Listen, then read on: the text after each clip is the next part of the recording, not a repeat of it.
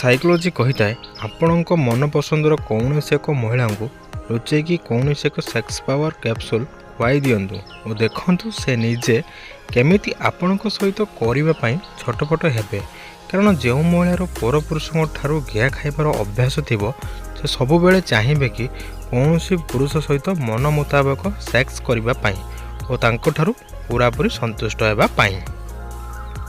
କେଉଁ ପୋଜିସନରେ ଗେହିବା ଦ୍ୱାରା ଝିଅମାନେ ପରିସ୍ରା କରିଦେଇଥାନ୍ତି?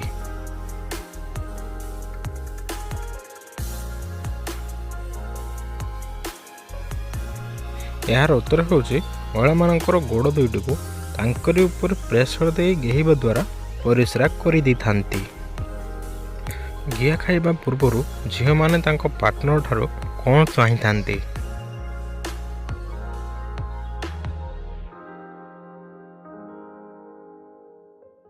ଏହାର ଉତ୍ତର ହେଉଛି ମହିଳାମାନେ ଭାବିଥାନ୍ତି କି ମୋତେ ବହୁତ ସାରା କିସି କରନ୍ତୁ, ମୋ ଦଦିକୁ ଜୋର ଜୋର କରି ଦଳନ୍ତୁ ଆଉ ବହୁତ ସମୟ ପର୍ଯ୍ୟନ୍ତ ସେକ୍ସ କରନ୍ତୁ।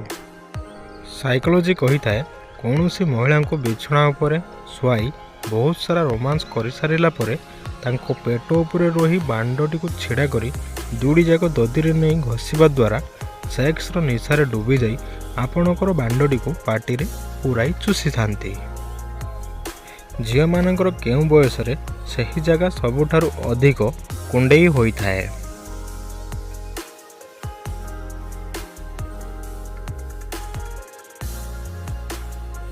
ଏହାର ଉତ୍ତର ହେଉଛି 14ରୁ 20 ବର୍ଷର ଝିଅମାନଙ୍କର।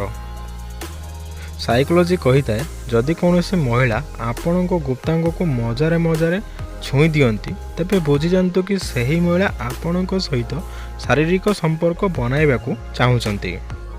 ସାଇକୋଲୋଜି କହିଥାଏ ଯଦି ଆପଣ କାହା ସହିତ ଶାରୀରିକ ସମ୍ପର୍କ ରଖିବାକୁ ଚାହୁଁଛନ୍ତି ତେବେ ଆପଣଙ୍କ ମସ୍ତିଷ୍କ ପାଇଁ ତାକୁ ମିଛ କହିବା ଅସମ୍ଭବ ଭଳି ଲାଗିଥାଏ।